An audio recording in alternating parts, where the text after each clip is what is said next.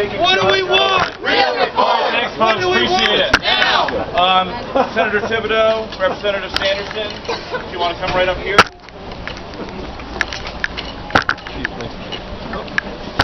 Hey, David, this is crowded. Yeah, please. Don't be shy. All right.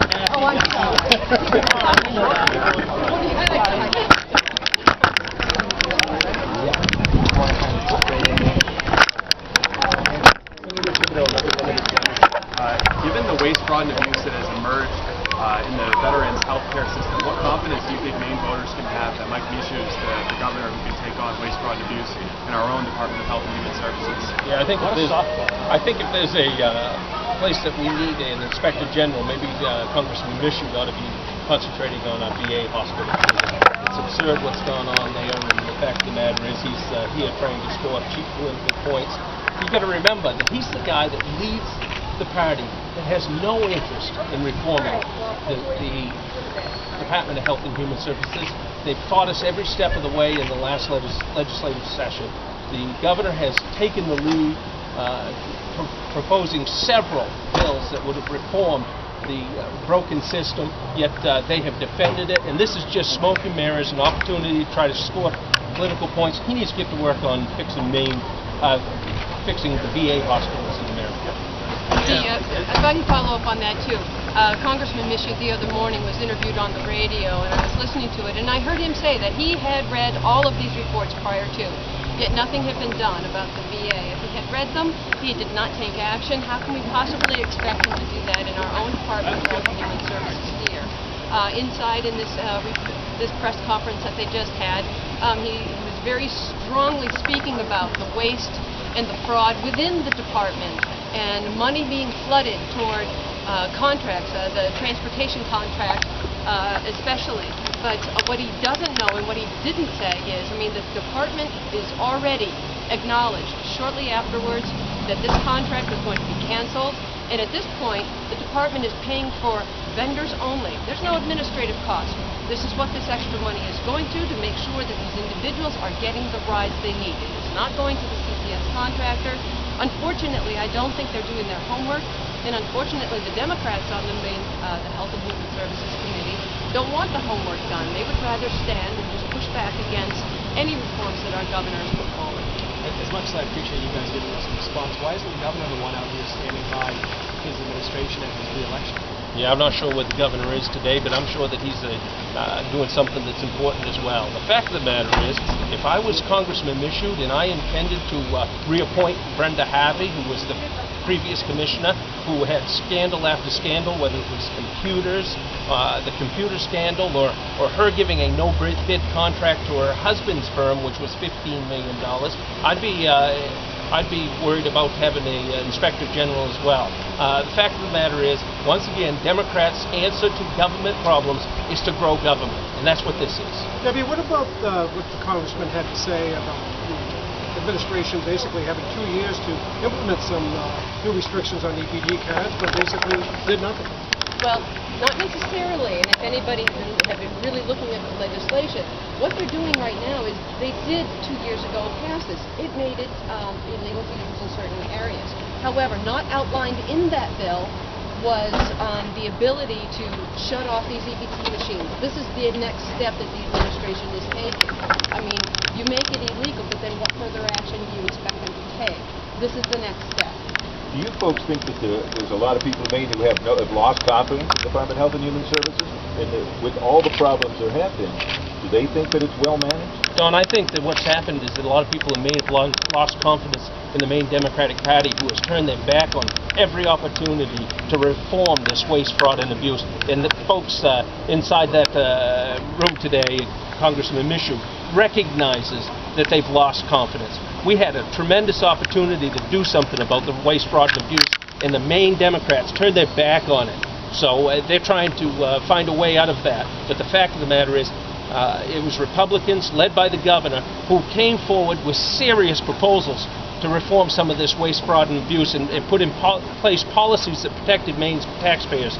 And it was rejected overwhelmingly by Maine Democrats. Also, it's also important to note that until this administration, how often did you see cases of welfare abuse, either by recipients or providers, in the newspaper. Not very often.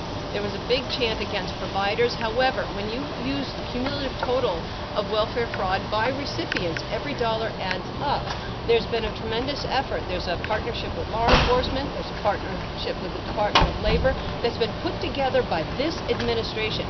Quite to the contrary, I actually hear when I'm going around that there's a greater confidence in the department at this time because of the measures that they have put forward and because of what is in the news now. I think objectively anybody could look at the department in the past few years and see problems that have come up. You know, Riverview, Maine Pier rides, on and on, you know the list. Who's to blame for those problems if not Governor LePage? Well, I want to suggest to you that the department is substantially better run today than it was when the LePage administration took office. And the fact of the matter is, it was an absolute disaster in shambles when the Baldacci administration left. Brenda Harvey was probably one of the least effective commissioners that has ever served in that capacity, and the LePage administration has worked diligently to correct many of the deficiencies. But they need a willing partner. They need people that here at the State House that are willing to take this issue on head on. And to this point, the Maine Democrats have done everything they can to protect this broken system.